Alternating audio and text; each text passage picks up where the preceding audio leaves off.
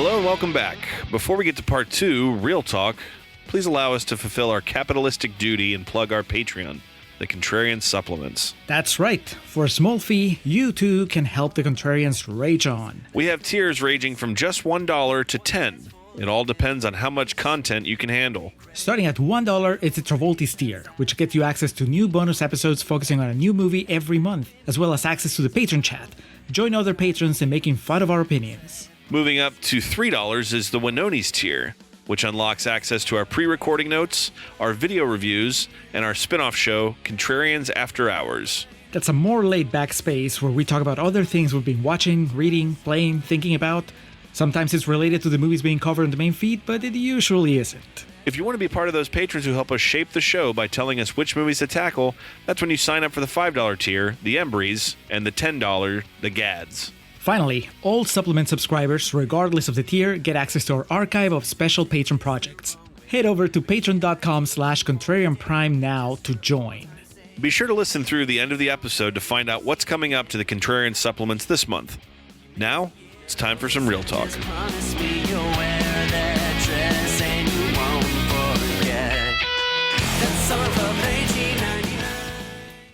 Luke, you don't understand. No, you're right, I don't. So do what I hired you to do, Rebecca, and make the truth clear to somebody who absolutely doesn't understand. I shop. Oh, so you lie because you shop? Okay, why do you shop? What? Come on. Well, you're not giving me time. Time for what? To make something up? Just for once in your life, tell me the truth. Because when I shop, the world gets better. The world is better. And then it's not anymore. And I need to do it again. All right, Julio, we are back. 27%er on Rotten Tomatoes. Confessions of a Shopaholic. Audience score of 49%. A sad tipped over popcorn bucket. I don't know why I had in my head that people liked this movie. I guess because it was like kind of a hit.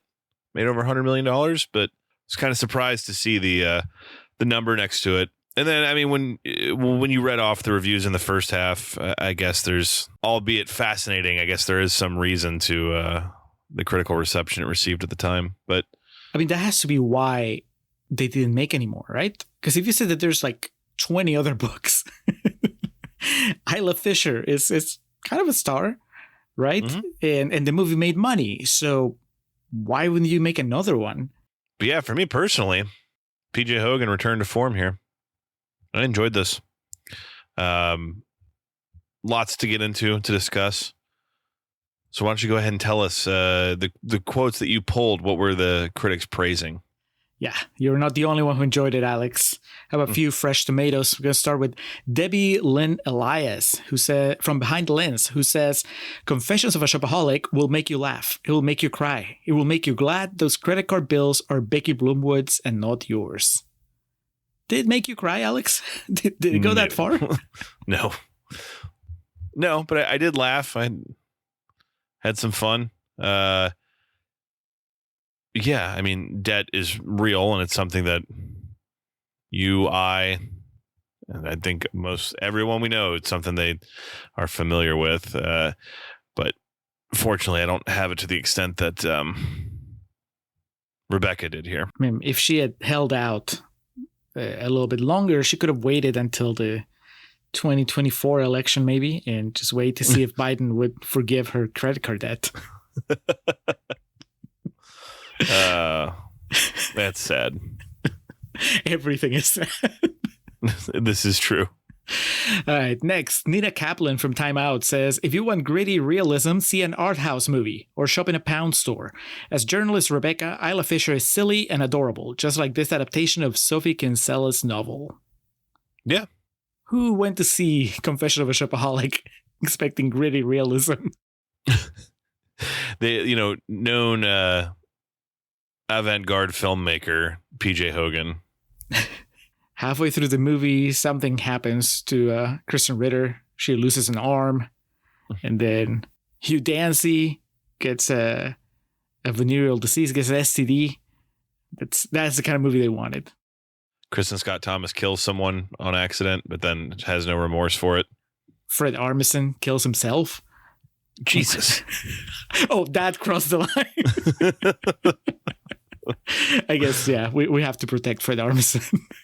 Next is Grant Lachlan from Daily Record UK, who says, Isla is like an adorable puppy you can't fail to be charmed by. If there's a debt to be paid, the movie owes her big time. Isla Fisher.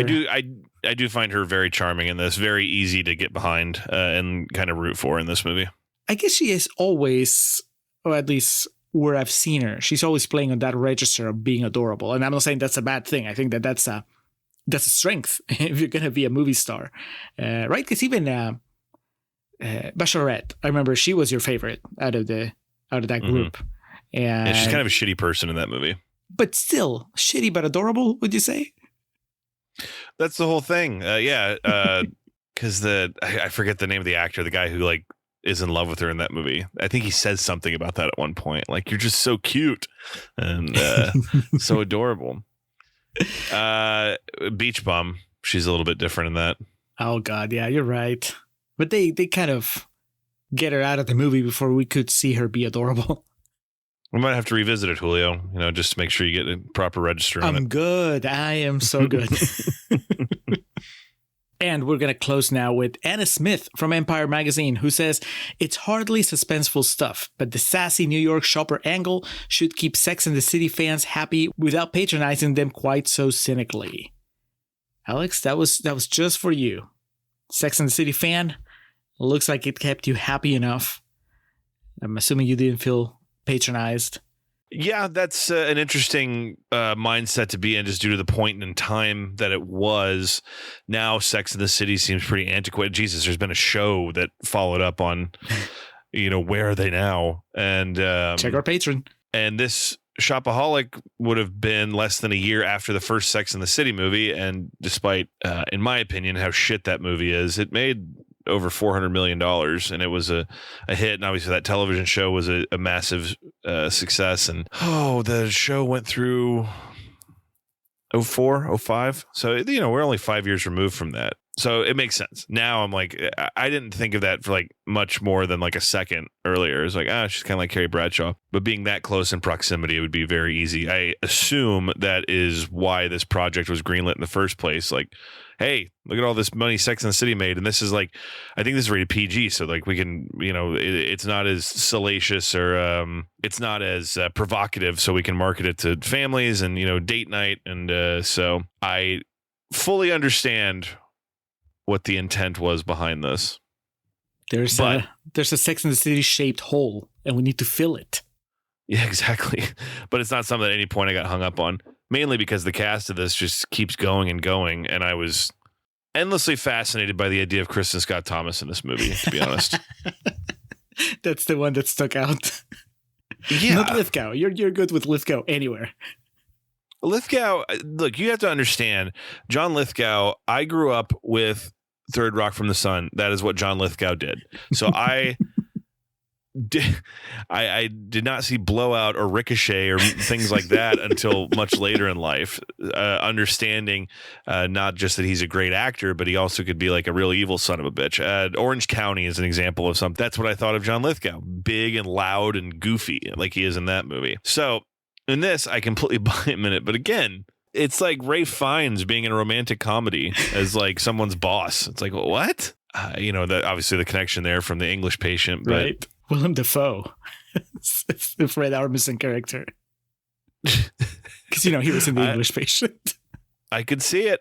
But yeah, that part of the movie was fascinating to me, especially like her scene where she's like, let me tell you something. If you don't take this job offer, I will kill you. She's given the rundown there at the end. But then elsewhere, yeah, John Goodman and Joan Cusack, again, both were on set for probably 2 days, but they were both very enjoyable, very charming. Christine Ebersol, we didn't talk about her role as the Today Show host or whatever. Where is she from? Oh, Christine Ebersol is just one of those. She's been in everything. Television is where she, I think, did her most work, but she's a perennial that gal. You're disappointed that he didn't bring Sally back? Sally Jesse Raphael. He went over my head there. I didn't know you and her were on a first name basis. But, That's the name of the show, isn't it? well, they're in New York. They should have gotten Al Roker or some shit. I'm loving you guys. Who knew that could be so much fun, huh? I think this movie flows well, and I think there's some really good chemistry between some of its performers. It's not without its flaws. It's not a perfect movie, but I was kind of surprised with how much I enjoyed it. I think I said in the teaser for this on our last episode that I remember building up this movie, but I didn't screen it, and I just never got around to seeing it. Did you see it during its theatrical release? Oh, no. This is a first time for me. I knew about it, obviously, and I remember thinking what probably everybody else thought at the time, which is like, oh, there it is. There's the girl from Wedding Crashers who's going to eventually get a movie that was just her movie, and here it is. And then thinking, that was it. I didn't see her as the center of the poster for a movie release ever again. It could still happen, and obviously everybody knows who Isla Fisher is, but... Yeah, and start there. Tell me how you feel about her. She's the captain in this. Does it work for you?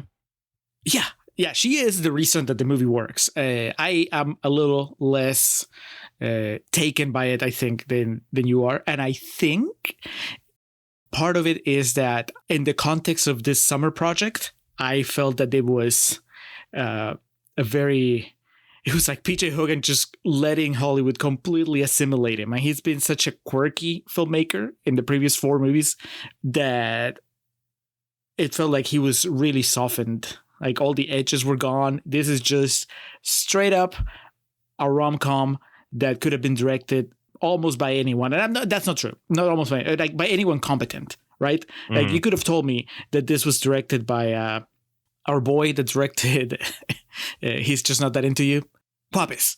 You know, you could have told me that this was directed by Ken Kwapis. I would have been like, yeah, I mean, sure. It's well made. It has a good cast. It has a good sense of pacing, and you know, it has some visually it looks fine and all that stuff. But man, other than maybe the sequence at the end with the mannequins, like I wouldn't really tell you that this feels like a PJ Hogan movie. And so that's what really kept bringing me down as I was watching it. On the other side of the spectrum, I was like, man, Isla Fisher is killing it. Mm-hmm.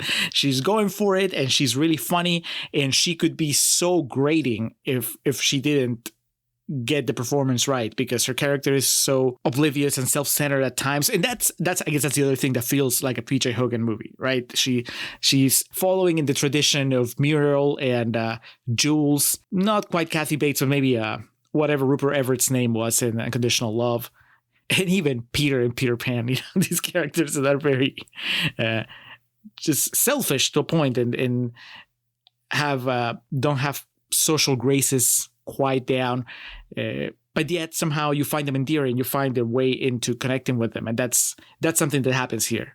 She could have been a really annoying character, especially the way that she treats her family and her friends. You could have just turned on her, but you never do, because she's also really funny, and you buy that she doesn't mean anything bad by her actions. She's just kind of, goes through the whole arc too of like very self-absorbed, unaware of her problem, realizes it, and genuinely like wants to fix it, and or at least make an attempt to get better. You know, addiction is not something you fix per se, but like that's good too, because it's not like, you know, those movies from the 80s and 90s that like, oh, everything just it turns out all right. We didn't see any of the actual, like, you know, acknowledgement or struggle. And so I think that it's a real story, and she's so good as a performer of like, it's obviously a talent, a skill to be able to like be on a screen and you feel like you know that person and you want them to get better. And she's just really good at being like a sympathetic character. And whatever she's in, she's relatable. It might be a good way of. I'm blanking on a word here to describe her, but that I've always found her performances to be a bit more engaging than some of her contemporaries. Relatable is hard to say because she's a fucking supermodel, and it's not like I understand. But the affliction is relatable, and I think that that's the other thing that works here. That you understand what she's going through in a way, or at least if you've gone through something. I've gone through times in my life where I had massive credit card debt, and that is just something that happens. It's like you were saying, right? The system is designed to make you accrue debt, and so if you're not careful, that can happen. That can almost happen to anyone. Especially, it's more likely to happen to somebody that shouldn't be accruing this debt. So when that happens to her character, and when you see that what's happening to her, I mean, it is easy to sympathize with her in that sense, because it feels real and it feels plausible. And you're like, yeah, it's happening to her just like it could happen to me, like it could happen to my friend, my brother, my mom, So that also helps the performance. But of course, you still need the charisma, and you still need that energy that she has. I mean, she's really funny, and that helps a lot too. Yeah, that's definitely something of all her performances. When they're meant to be, she can be very funny. I kind of contended with a couple of the reviews you read in the beginning of Contrarian's Corner that say this movie just positions her as like a dumb woman. And oh yeah, I don't know what they're talking about. Yeah, the whole bimbo thing. And it's like, well, one, she's a sharp woman who is confident enough to like speak her mind, and she's not like dumb. So I don't get that, where that's coming from. And then on top of that too, it's like,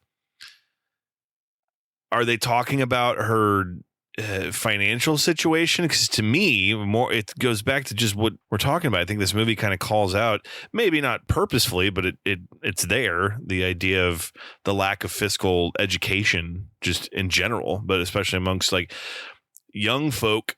And that does not translate to me, oh, she's a bimbo or she's a dumb woman. You know what I mean? Yeah, it's such a weird criticism to throw in this type of movie also, because kind of like I said in the Contrarian's Corner, rom-coms in particular are filled with people, with characters that make dumb decisions. And that's just what the genre is like. So if you're going to be mad about the silly things that she does because she's in a comedy, then maybe you shouldn't be watching comedies, because that's just what's going to happen, right? Like if they're mad that she, all the stuff that she has with the scarf at the beginning of the movie, that she's wearing the scarf, then she throws the scarf away, then she pulls the scarf back, and all of a sudden you're like, oh my God, she's such an idiot. And like, well, she's meant to be. She's meant to make us laugh. Watch any romantic comedy ever made. Yeah. There is one scene in this, though, I will say I thought was really dumb and pointless to the movie. And I was just like, it just rolled my eyes. And I was like, okay, I get it. She's trying to please everyone all at once. And she's, in over her head in this situation. It was that dinner ball where she ends up having to pretend to be a waitress or some shit. Like, It's nothing. The offensive part about it is that it just takes up an unnecessary chunk of the movie. And I guess that's the scene where she's introduced to Kristen Scott Thomas and John Lithgow, but you could have figured that out another way. That scene just goes on forever. Yeah, and it's not funny. I think that's a problem. Yeah, good call. If it was funny, I may not be saying this right now. Because she has similar mishaps earlier in the movie when they go to that convention, right? And she's lied about speaking Finnish, and then they take her to the Finnish guy. And she has to find a way out of that. And that is really funny. She just slaps him and is like, men like you are why I left Finland. Onpa hauska tavata toinen suomalainen täällä. Entäs sä? Yine. He's really funny. I can't even translate that. Yeah, I remember when that whole thing at the dinner was happening, and she couldn't find it in herself to tell the people in the kitchen that she was not the waitstaff. She's not part of the waitstaff. I remember I was writing something on my notes, and I must have zoned out, because then when I looked up, Hugh Dancy was serving the food. I was like, oh, I guess he saved the day. Yeah, but he doesn't even do. Yeah, it's really weird. It happens in most movies like this. This is the kind of thing that I wouldn't sit down and watch. I would sit down and watch if somebody asked me to, like usually my wife, or we'll have friends over and they're like, they just want to see something, and they'll call it, I want to watch a dumb comedy, and I'm like, watch this. And so when you watch those movies, some things are funny, some things are just dumb. Yeah. They don't work. I do want to go back, Julio, to something I mentioned in Contrarian's Corner, because it was legit. And Nothing against this Robert Stanton fella, but the way this was set up and framed, like it really seemed like the Derek Smythe character was going to be someone. You know, we see that in movies time and time again where there's just the silhouette, or we just see their mouth when they're on the phone. You know, like we get all that from this dude in this movie, and then it's just revealed to be this guy. Like who? So in a movie that's filled with names, like we said, yes, should have been Alec Baldwin. Ooh, that would have been good. But we would have recognized him right away on the phone. We're like, that's Alec Baldwin. Yeah. Should have been Stephen Baldwin. There you go. That's immediately when they had the support group meeting. I was back at Fred Claus with Frank Stallone and Stephen Baldwin. Yep. Fred Claus, great film, fun episode. Check it out. Yeah, just to what you said, for this movie having the loaded cast that it does, from the leads to bit players, it kind of felt like okay. I don't know who you put in there though. Liam Neeson.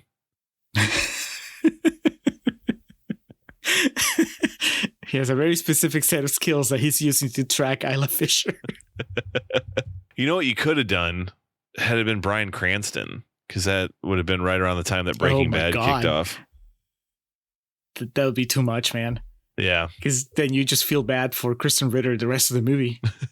I'm not sure that would have happened yet in the show, but okay. So yeah. So you don't, and then you feel weird when you watch Breaking Bad. Yes, season 2. But good segue to Kristen Ritter. Obviously, a very nothing part, but I don't know how serious you were being.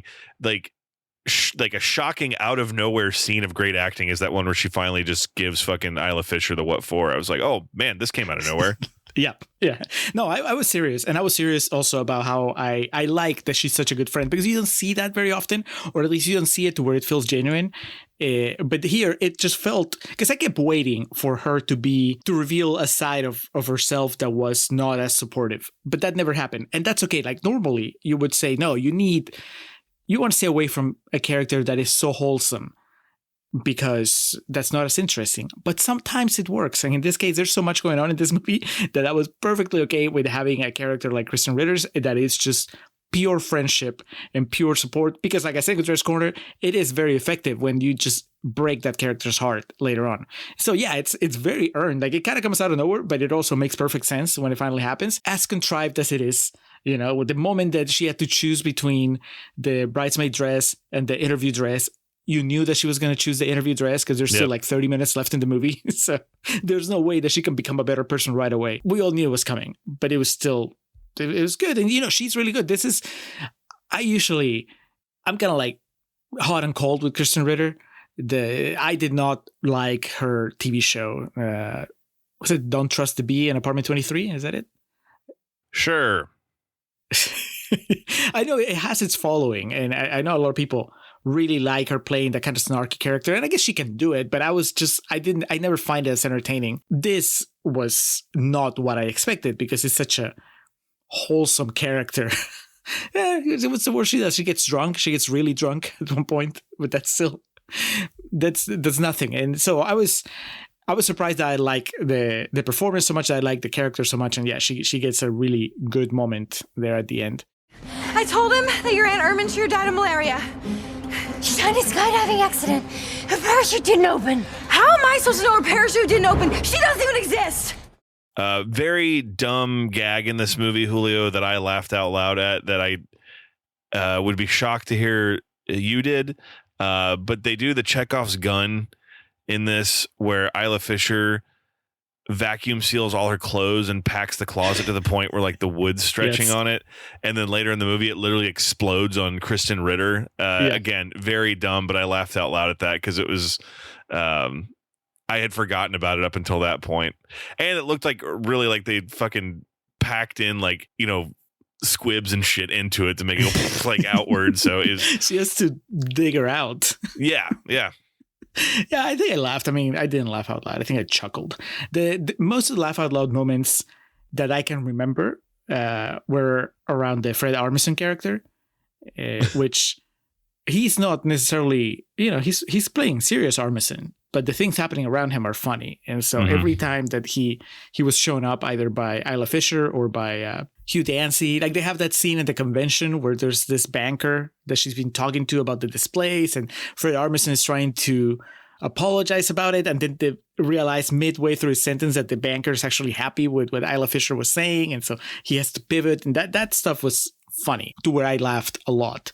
Some of the other stuff not so much, but I was like, all right, I get it. They're doing like a funny dance. It's okay. Did you like the dance? Yeah, it was fine. It was, you know what it reminded me of? It was the inverse of Along Came Polly, where she can dance and he can't. Like that's kind of what it reminded me of. But she wasn't, now that we're in real talk, she's not as outrageous, I think, to make that scene really pop. You know what I mean? It's still, if I saw those two at the dance floor, I'd be like, hey, maybe it's just because they're so attractive. It's like, yeah, you can do whatever you want. The scene Along Came Polly, like Ben Stiller is just being a complete goof. And that, I think, makes a difference. And then even in this movie, at the very end, John Goodman, it's funny because they contrasted. Hugh Dancy goes like, oh, I see where you get it from. And the level of dancing that John Goodman is going for is so much higher, so much more ridiculous than what Isla Fisher was doing. So, I mean, it's still, I get it. It's funny, but it didn't make me laugh that way. But Hugh Dancy, Alex, because that's the other part of the equation. Because I know him from Hannibal. Him and Mads Mikkelsen had some wicked chemistry in that show for 3 seasons. And he was very tortured. He had a lot of like mental problems in that show. So to see him here as the stereotypical male lead in a romantic comedy was in itself kind of refreshing. So that helped me kind of get through his character until he got a little more interesting. That wasn't the case with you because you don't know him from anything. Well, I'm looking over his filmography as we speak here, and he's actually been on the Contrarians before. Was he? He was in Basic Instinct 2, Risk Addiction. Man, there's only 2 characters that matter in that movie. That's what I was thinking. Where was it called Risk Addiction? I just know it's Basic Instinct 2, and it says here also known as Basic Instinct 2, Risk Addiction. All right. Yeah. I was like, I don't remember him at all. And it's like, oh, because David Morrissey. That's all I will ever remember from that movie. Well, and Sharon Stone. Well, of course. He's in Our Idiot Brother, which I enjoy that movie. I'm trying to remember which character he plays. He's not the idiot brother. He's not the idiot brother. Is Kristen Scott Thomas one of the sisters? Jesus Christ. She's like dealing with dementia or like early onset Alzheimer's or something. No, it's Elizabeth Banks, Zooey Deschanel, and Emily Mortimer. Mortimer. That one always throws me. Anyway, looking over here. So I've seen a few things that he's in, but not to this level, of course. He's the leading man here. And yeah, I think he's fine. This is a movie that doesn't want its leading man to be as powerful or is given anywhere near as much to do as the star of this, being the Rebecca Bloomwood character. So be attractive, use your accent, deliver when needed. We need these movies, man. I was watching this today, Julio, and this movie's 15 years old. This isn't from the silent film era. This isn't The Passion of Joan of Arc or some shit. This is a movie with people who are all still relevant to varying degrees. And it just seems like something that wouldn't be made. And I don't even know of like the straight to streaming shit. If we still have the like formulaic romantic comedy in the way we knew it. I think it's lost some luster when in its transition to streaming. Well, there's that, and then also there seems to be some. I don't think a lot of like younger audiences want to embrace the romantic comedy the way like we did, and folks that went to the movies did, and that is what it is. That's not me trying to like blame somebody for it. There was and still is a place for the idea of these movies where it's just like not everything has to be Banshees of Inisherin, in terms of just like trying to get the most out of every actor involved and act. God damn it. This is a great example of this. Is this movie like great? No, but it's fine. And you got Hugh Dancy in here just doing this role of, like I said, he's got his accent. He's pretty. He wears suits. There's the scenes of will they, won't they, and it all just kind of works. This era that we're in right now, it's easy to watch something like this and be nostalgic for something that like you had no nostalgia for to begin with. I mean, at the end of this is like a C+ movie, but I was watching it just like, this is pleasant. And, you know, before I knew it was over, I was like, all right, PJ Hogan, you did it again, you son of a bitch.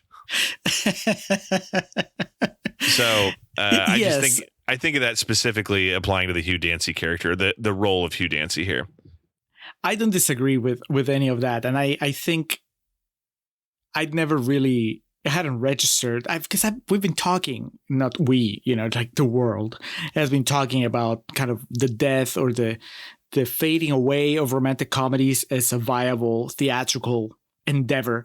And they go to streaming now. And when I said that they don't have the luster is because they don't feel like events, I think, anymore. And there was once upon a time they were events.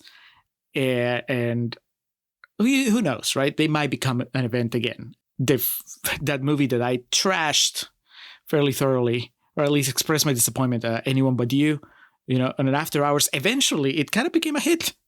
So America went for it. So it could happen. Yeah, it didn't break the bank, and it wasn't a rom-com per se, but No Hard Feelings, I know we talked about it a lot on here. It felt like kind of a big deal, like and I remember talking to you about reading some of the comments online, like, why is Jennifer Lawrence doing this? Because that's what fucking movie stars did. That's what they do. Yep. I went back to that IMDb page just to see what more suggestions, right? And it's like The Wedding Planner, Sydney White. Sydney White. I did stream that movie. Yeah, I mean, that is a romantic comedy. It's more on the teen side, but yeah, it's still How to Lose a Guy in 10 Days. Now it's just going to be McConaughey. His entire run in the early 2000s. He's just like, oh, I've ended up here. I know it's played out because I bring it up all the time. Knocked Up, dude. That movie made over $200 million, and like it's funny because that's the movie we think of, we who lived through it. I mean, of kind of adjusting what the formula of the romantic comedy was, because now you can 40-Year-Old Virgin would have done that. It was Apatow, it's all his fault, but like making him a bit more adult oriented. But those movies still made fucking bank, dude. Then he got way too up his own ass with the what is that, Funny People. But there was a place we went on dates and we laughed and we had fun. The bidder on the phone was you. But you lost. Both bidders were me. It's a desperately important scarf. The thing is, Alex, though, there are levels. And just kind of like coming back to Shopaholic, to Confessions of a Shopaholic, right? And we just listed Knocked Up. It's a great example. And you know what? My Best Friend's Wedding is an even better example because it's the same filmmaker. And that's where my problem comes from.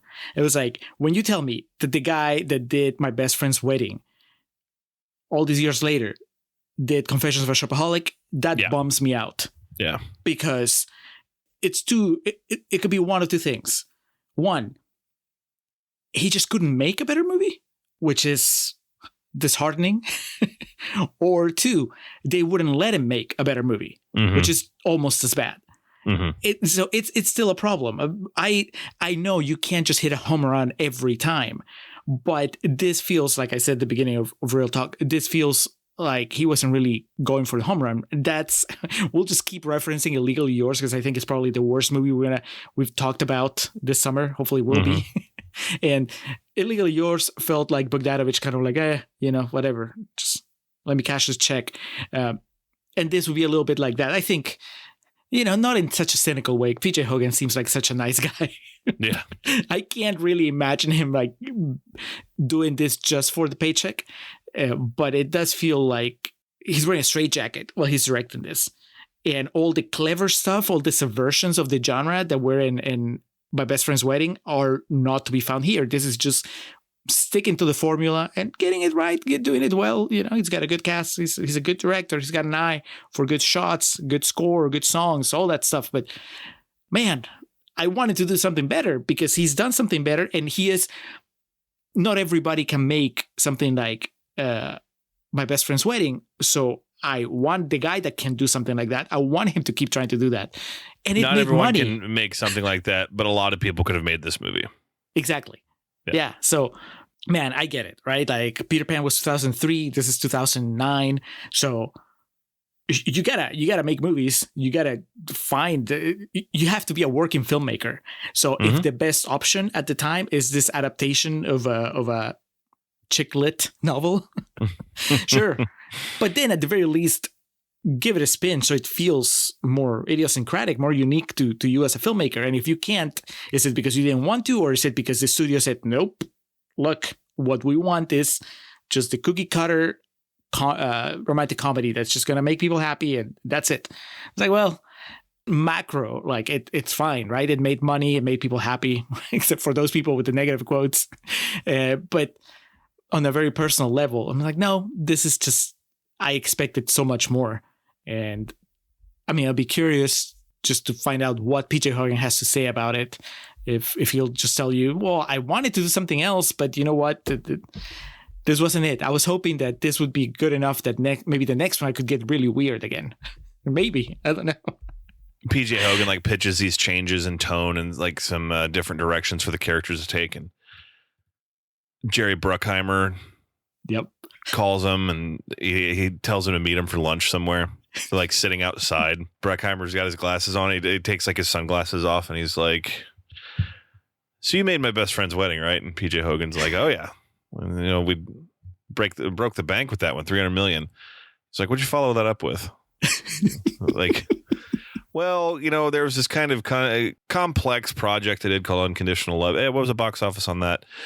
Well, you know, it went straight to stars and then I heard you made that Peter Pan movie. Is that right? And then, you know, it eventually just leads to him saying, listen, motherfucker, Beverly Hills Cop, Top Gun, Con Air, Armageddon. You've seen those Pirates of the Caribbean movies? That's me, motherfucker. So until you can bring that shit to me, you will listen and you will do what the fuck I say. That's exactly what happened, except also Bruckheimer showed up 30 minutes late. Yes. Just made him wait. Like the ice is all melted in the water and it's just like the condensation's all over the table. Yeah. I wanted to bring it back to Sex and the City, Alex, because I don't remember when. It might have been on the Patreon episode we did on the new Sex and the City show, but I remember similar accusations thrown at the Sex and the City sequel, at Sex and the City 2, Lost in the Middle East, whatever. The Three Stooges. Yeah.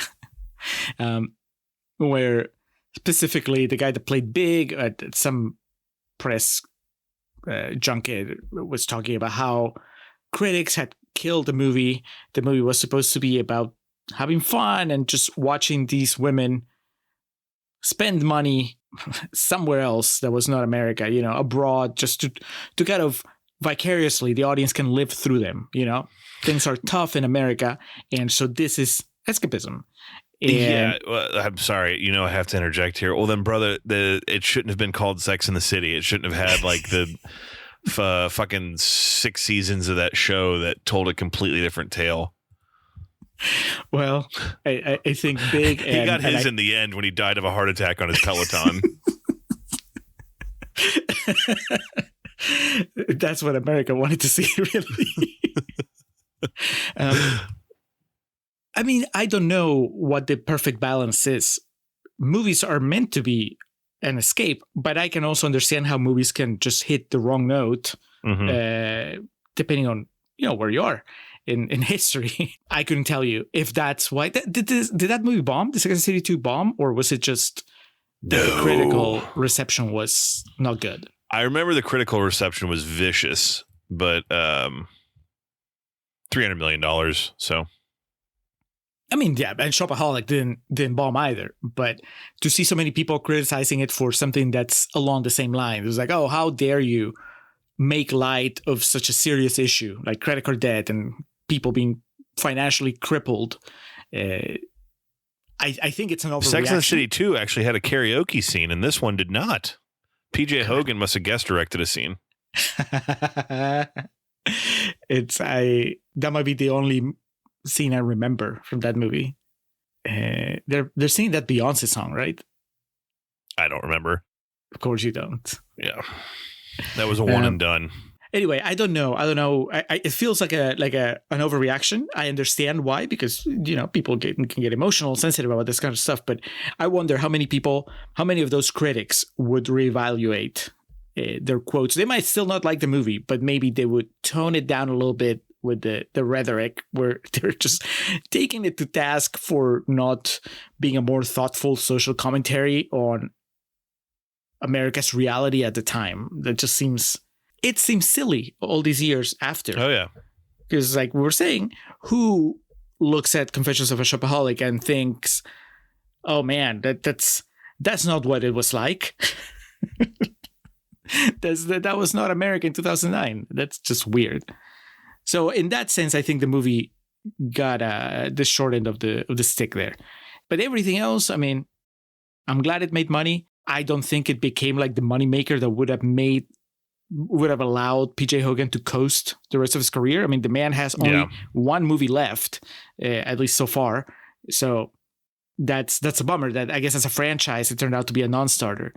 But I can see how, my opinion aside, it is a rebound as far as like, well, look, he made his studio some money at least. Yeah, it definitely had to be looked at as a bit of a victory. I mean, again, it's not financial success, a mural, or certainly not the financial success of My Best Friend's Wedding. But it's somewhat a return to form. So good on him.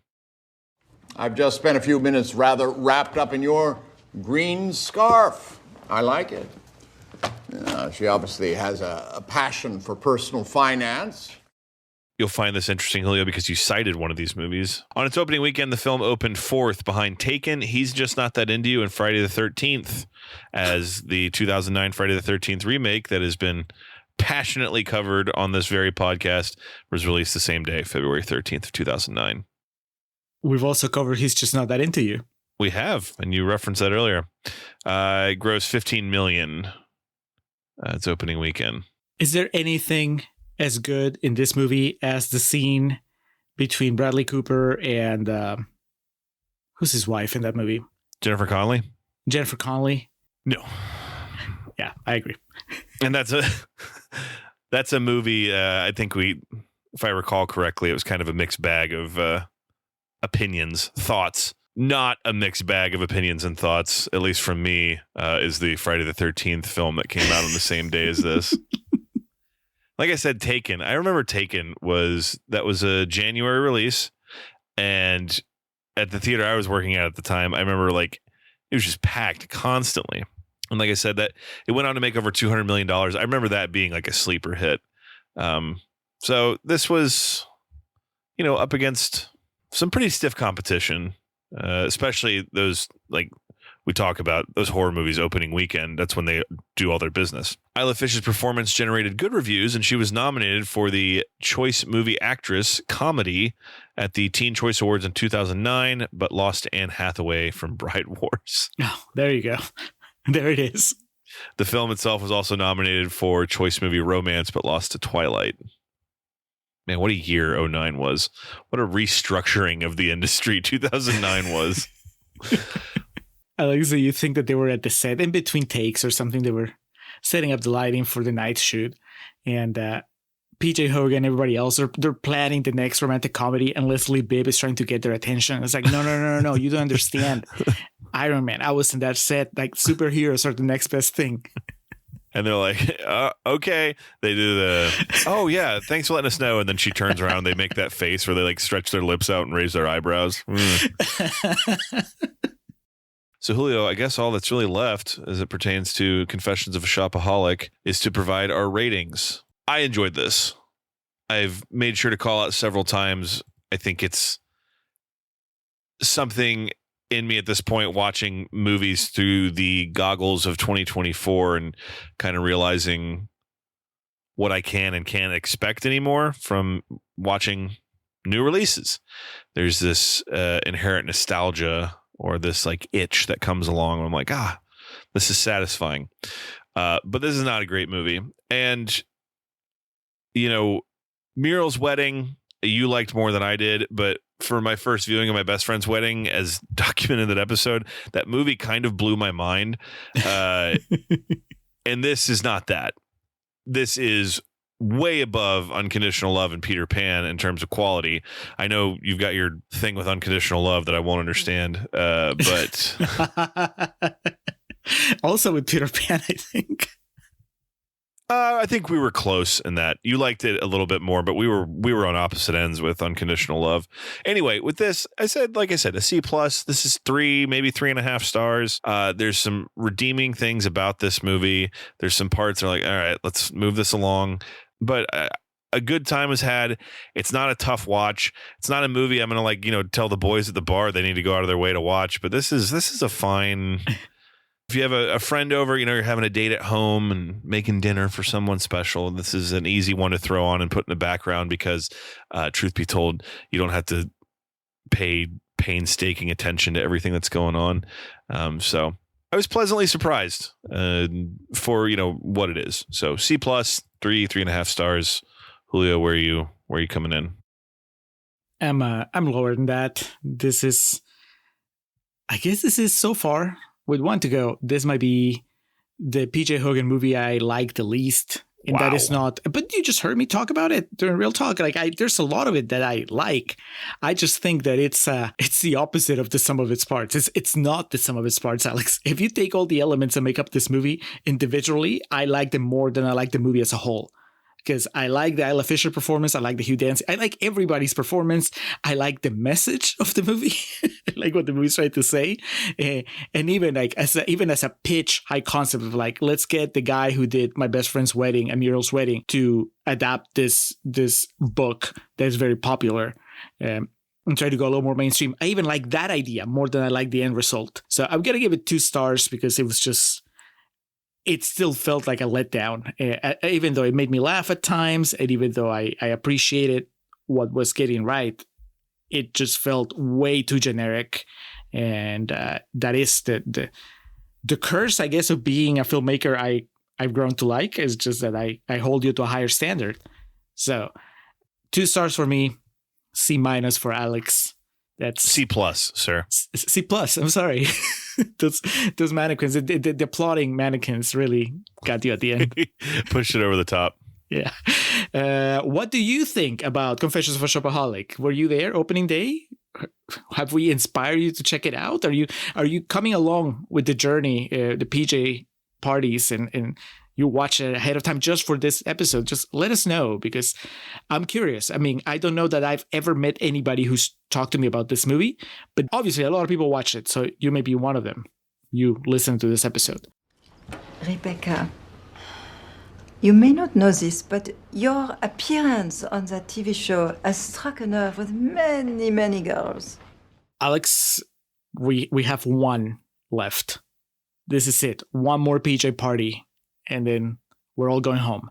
Then the lights come on, and it's time to get out of the bar. Yes. They'll play, wouldn't be ABBA, that would be too obvious. They'll play the song that Delmo Maroney sings to Julia Roberts when they're slow dancing. They turn the lights on, turn that song up, and we're going to be watching Mental, which I know absolutely nothing about other than it finally brings Toni Collette back. We're coming full circle. So I did read about this one initially when you sent me the roadmap for the summer, and I remember dog-earing it mentally because this is the return of Anthony LaPaglia. Oh my God. Here I was bearing the lead in a way. Collette, who cares? We've had her 10 times on the show by now. LaPaglia, it's only Empire Records, right? Yeah. That's a year 1 episode. Exactly.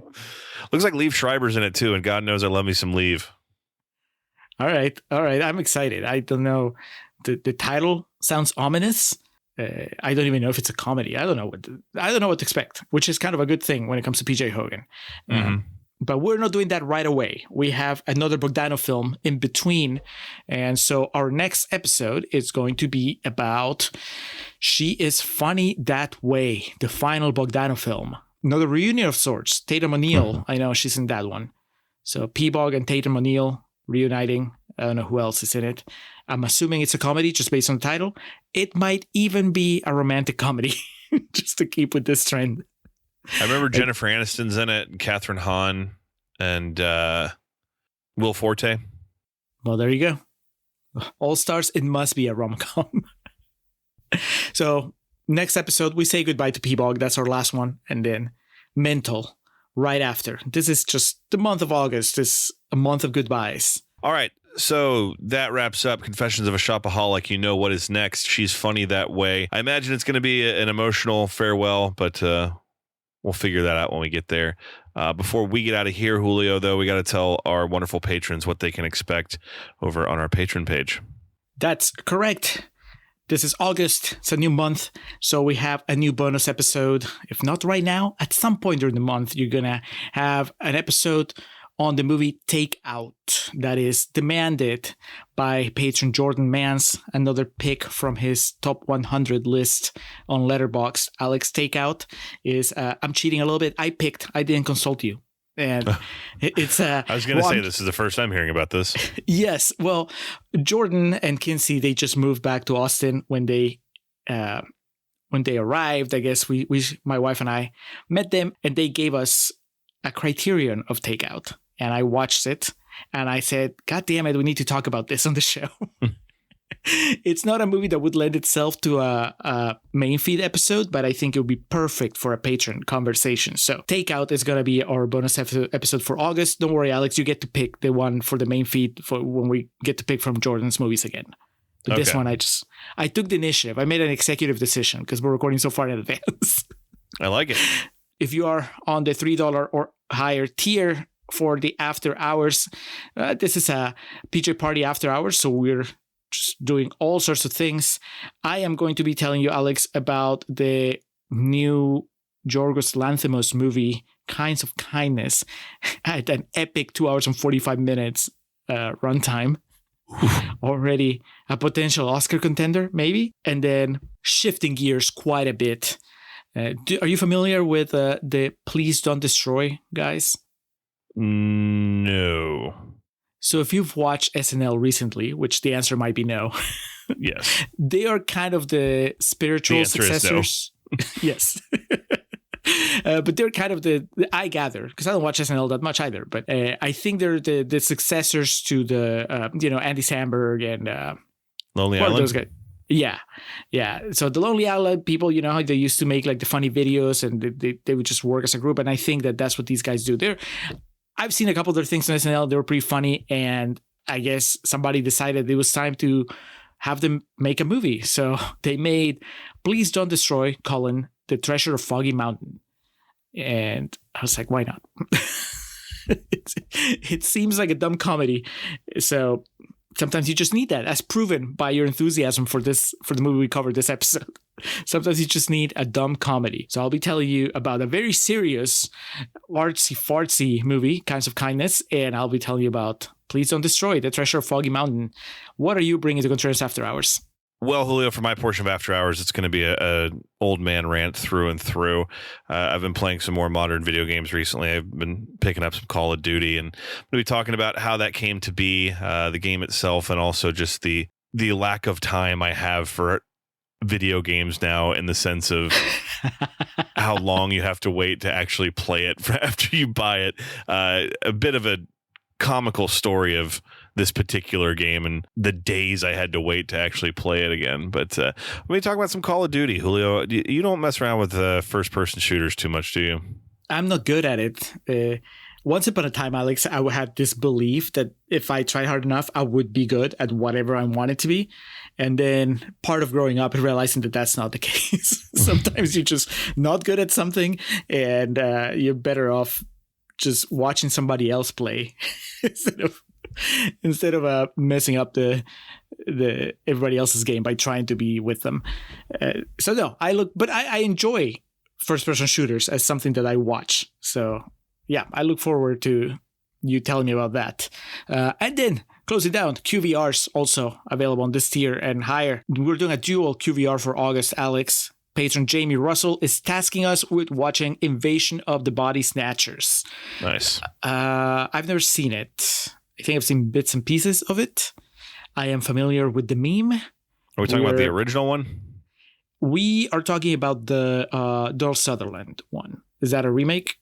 Yes, it's there was Invasion of the Body Snatchers released in 1956 that is based on the book The Body Snatchers, much like the 1978 one that we're going to be talking about with Donald Sutherland. But I think this is probably the most famous one.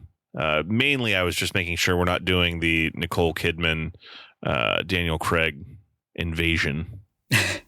No.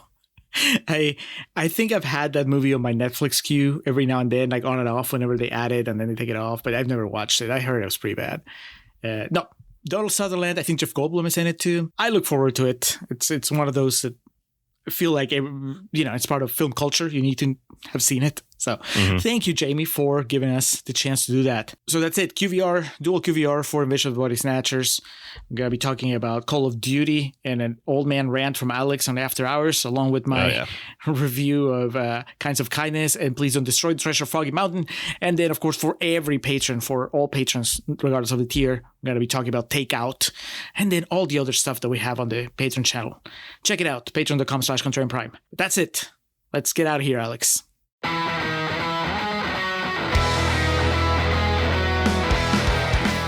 Welcome to our end credits. Or as we usually call them, our perennial plugs. We start off by giving thanks to the Festive Years who provide our opening and closing tracks.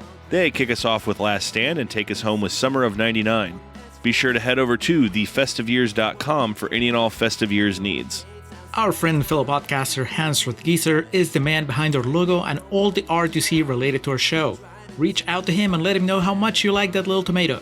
His email address is mildemonios@hotmail.com and his website is mildemonios.pe. That's MILDEMONIOS. You can also check out his podcast Nación Combi about Peruvian current affairs and Marginal about economy. Hans, thank you for all your support. For those interested in the regularly absurd world of professional wrestling, Joe and the boys over at latenightgrin.com have you covered. Tell them the Contrarians sent you. And we like to close with special thanks to our social media team of Zoe Perez and Corey Ari. Each of the social media accounts we mentioned in the introduction look as good as they do because of their work. So that'll do it for this episode of The Contrarians, where we're right and you're wrong, and we will catch you next time. How much money he makes a year, or who he knows. Just promise me you'll wear that dress and you won't forget that some of the main